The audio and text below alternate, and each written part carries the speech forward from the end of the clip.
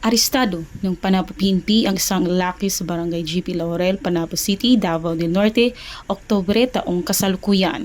Kinilala ni Lieutenant Colonel Jess Anthony Maghirang, Chief of Police ng Panabo Municipal Police Station, ang naaresto na si alias Lang na isang newly identified high-value individual sa Park Climito, Barangay Dato Abdul, Panabo City. Ayon kay Lieutenant Colonel Maghirang, naaresto ang suspect sa isinagawang buy-bust operation ng RPTEU 11 at Panabo Municipal Police Station.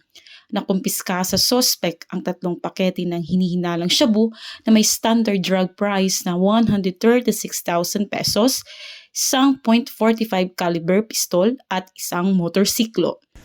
Ang suspect ay naharap sa kasong paglabag sa RA 9165 o Comprehensive Dangerous Drugs Act of 2002 at RA 10591.